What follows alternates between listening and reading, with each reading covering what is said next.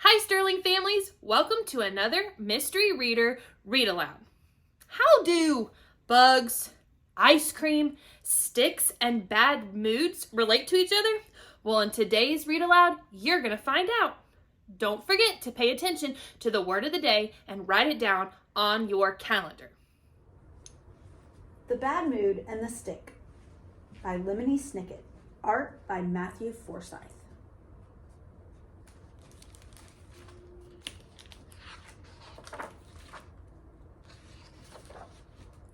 Once there was a stick and a bad mood.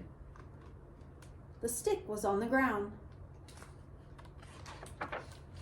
and the bad mood was with a girl named Curly.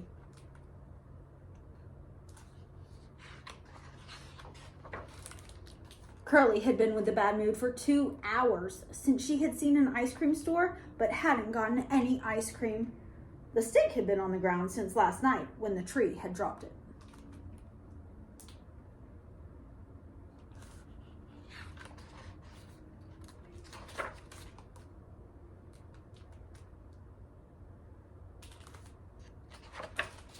Curly picked up the stick and used it to poke her brother. "That's not nice," said her mother. "Apologize to Napoleon and throw the stick in the bushes."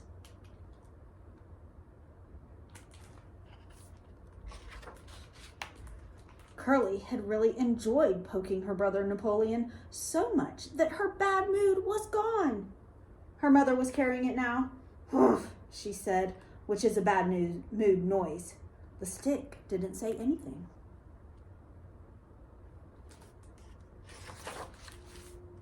Even when a raccoon picked it up. Who knows what the raccoon wanted to do with the stick? But he ran out of the bushes and frightened an old man named Lou.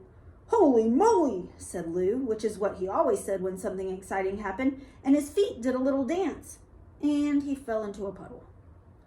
Curly's mother couldn't help herself and started to laugh. Her bad mood was gone. Lou had it.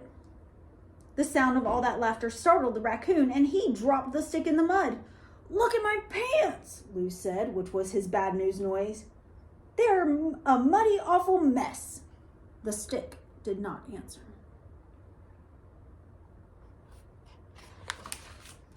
Lou went right to the dry cleaners. A lady named Mrs. Durham was head of the establishment, with a pencil behind her ear.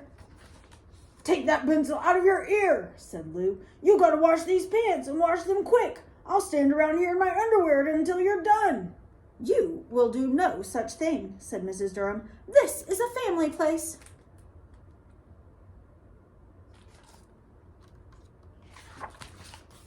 But Lou already had his pants off. "Here you go," he said. "They're a muddy, awful mess." "Oh," said Mrs. Durham, looking at the pants and looking at Lou, and you would think that the bad mood would have moved on to her.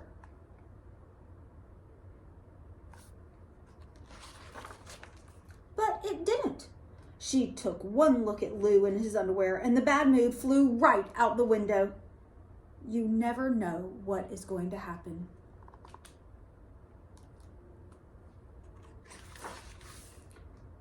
Same thing with the stick. You would never guess, but some kind of bug made a brightly colored cocoon on it. "Well, look at that," said Bert, and picked it up to look at it better.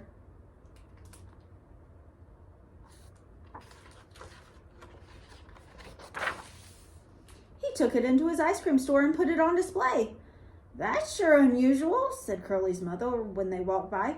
"What do you say, kids? Let's all have some ice cream." Curly had fudge ripple, and Napoleon had mint chip. Curly's mother ordered vanilla yogurt, but then she changed her mind and ordered had fudge ripple too. This didn't bother Bert. The bad mood was nowhere around.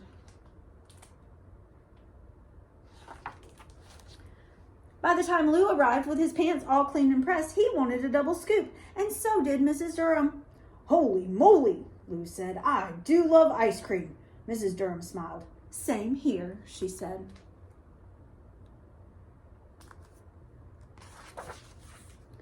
And 3 years later, they were married.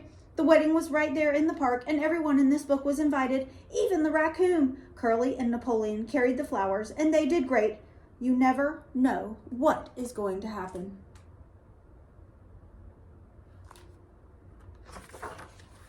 By then, the bad mood had been all around the world. You yourself had it several times.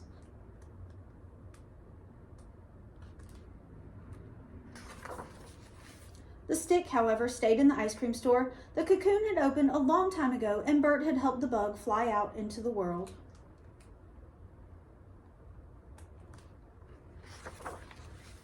But the stick, he kept it right there. It put him in a good mood.